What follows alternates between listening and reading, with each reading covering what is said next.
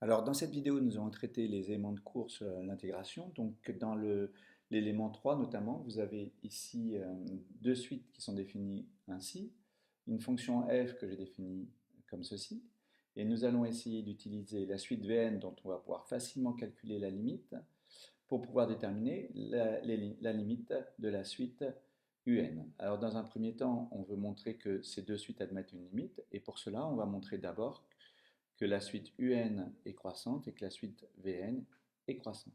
Si je fais UN plus 1 moins UN, en réalité, UN c'est la somme des termes qui sont ici, et UN plus 1, ben, c'est que je rajoute un terme supplémentaire. Donc quand je fais la somme, il y a tous les termes qui sautent, et il ne me reste que le terme en N plus 1. Ici, le terme en N plus 1, c'est Fn plus 1 qui est positif, car F est F positive. Voilà, comme f est positive, hein, vous voyez bien que comme on est sur R plus étoile, ici ces valeurs sont positives. Pour n plus 1, c'est positif. Donc, UN est croissante. Pour Vn, on procède de la même façon. Ici, on a la somme, la relation de Chai qui nous permet de dire qu'on obtient ceci, qui est positif, car là, nous intégrons une fonction f, toujours la même fonction qui est positive, car f positive, donc Vn croissante. Donc maintenant, du fait du théorème de la limite monotone, on a les deux suites qui convergent. Je voulais dire qu'ils ont une limite, soit plus l'infini, soit elles convergent vers une limite finie. Alors pour le petit c, l'idée est la suivante. Nous avons la suite Vn qui n'est autre que l'intégrale de la fonction f, qui est décroissante et qui tend vers 0, vers plus l'infini, entre 1 et n. 1, je vais le mettre plutôt là, voilà. Mais la valeur en 1, c'est 1, donc vous voyez que ce n'est pas du tout à l'échelle, mais enfin, c'est pas grave. Hein. Et ici, les termes de la suite UN, comme à chaque fois je fais f de 1, f de 2, f de 3, si je prends le rectangle de largeur 1 et de hauteur 2, 1, 2, 3, etc., f de 1, f de 2, f de 3, etc., j'obtiens effectivement la somme des fk.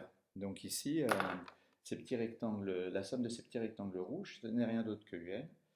Et la surface bleue, c'est la suite Vn. Alors suivant qu'on fasse les rectangles à, à gauche ou à droite, on a une majoration ou une minoration de la suite UN par la suite Vn, à un petit terme près. Toujours. Donc dans le petit c, justement, c'est ça qu'on veut démontrer, c'est que Vn est inférieur ou égal à Un, ce que l'on observe facilement graphiquement, puisque ici Un, ça va être la somme de ces petits rectangles, et donc on voit que la suite, la surface Vn est bien plus petite que la somme des rectangles rouges. Et ensuite on a Un qui est inférieur à Vn plus 1, et on va voir comment. Alors pour cela, donc ça c'est ce que l'on souhaite démontrer. Dans un premier temps, on définit les éléments dont on a besoin, donc n appartenant à n étoile, soit k appartenant à un n, voilà. On va, du fait que la fonction f est décroissante, on a le résultat suivant. On a quel que soit t appartenant à l'intervalle k, k plus 1, on a f de t inférieur ou égal à f de k inférieur ou égal à f de k plus 1. F de k plus 1 plus petit que f de t, voilà. C'est normal, hein, la valeur en k plus 1, elle est plus petite que la valeur en t, qui est plus petite que la valeur en k. Donc sur un intervalle k, k plus 1, voilà cette valeur, et f de t qui est au milieu. Alors ensuite, on utilise l'inégalité de la moyenne.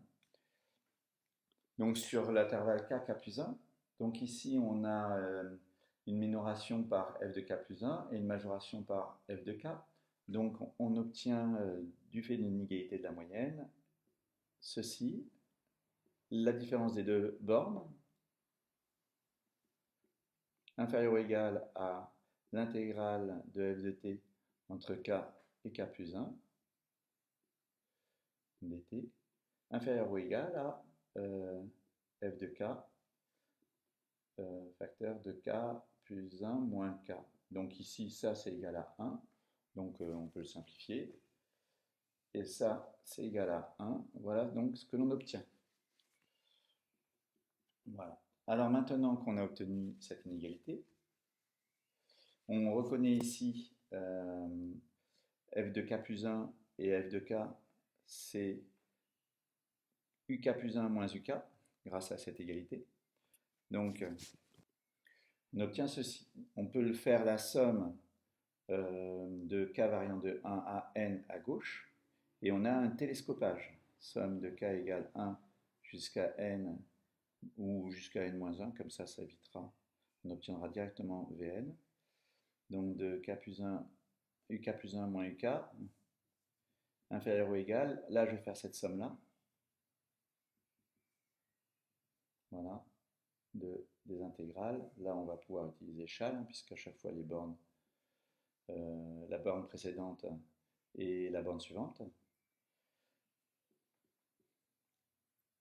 Et ici, un télescopage aussi.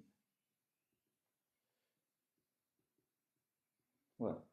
Donc, le télescopage nous dit ceci. Vous l'écrivez si vous n'arrivez pas à le voir. Hein. Ce sera UN moins U1. Ici, on obtient somme de 1 jusqu'à, pour k plus 1, ça nous fera n df de t dt. Et ici, le télescopage, c'est un moins 1 moins u0. Et on posera que u0, c'est 0, comme ça. Voilà. Ici, on a tout qui se simplifie, hein, c'est tout. Voilà. Donc on obtient ici cette expression, cette inégalité. Là, on a Vn. Et on obtient donc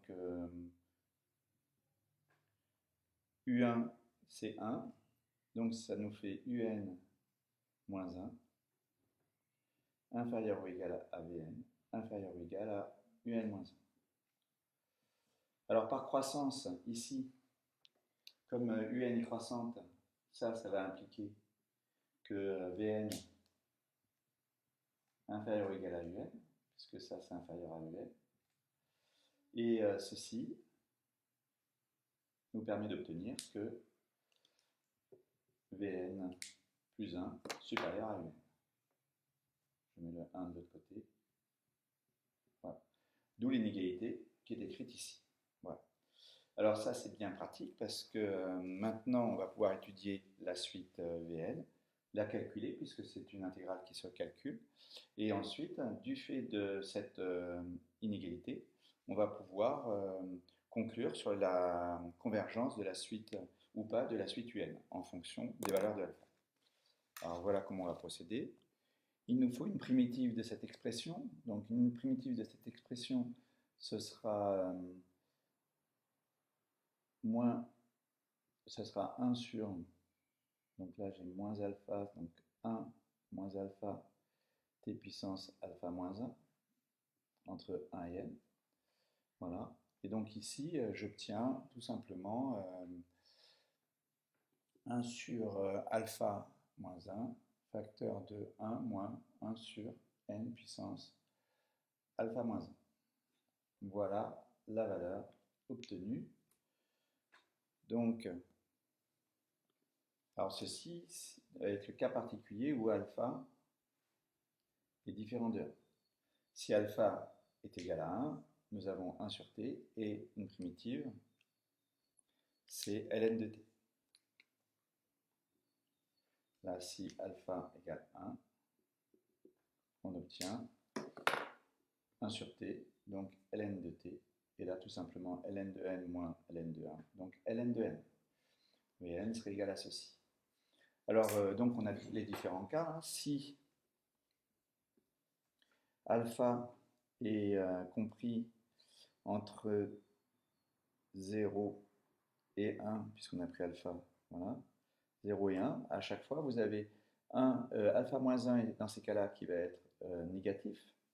Donc là, on va avoir 1 sur, on va avoir n puissance 1 moins alpha qui va être positif.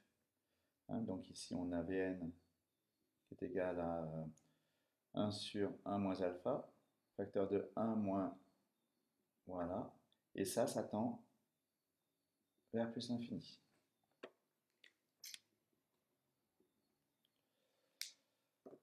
Et dans ce cas-là aussi, de toute façon, c'est évident. Donc j'ai pris le 1 ici. Si alpha strictement supérieur à 1, à ce moment-là, alpha moins 1 est strictement positif. Donc là, on a dû la forme 1 sur n. Donc ça tend vers 0. Et on tend vers 1 sur alpha moins 1.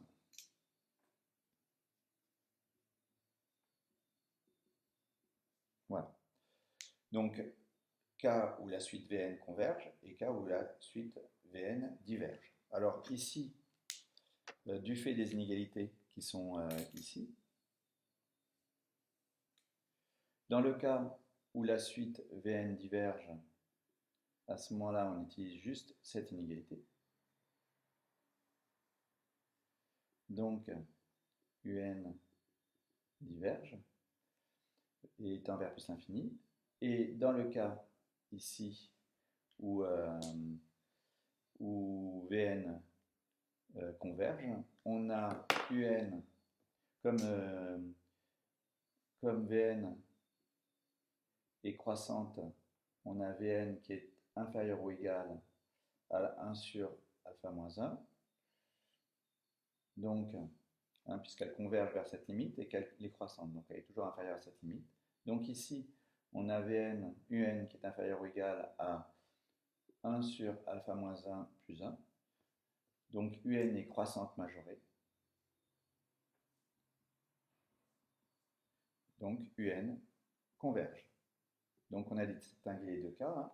Donc la somme des termes en 1 sur k puissance alpha diverge si alpha est compris entre 0 et 1 et converge si alpha est strictement supérieur à 1. On voit ici que de toute façon, plus alpha est grand, plus 1 sur k puissance alpha va être petit.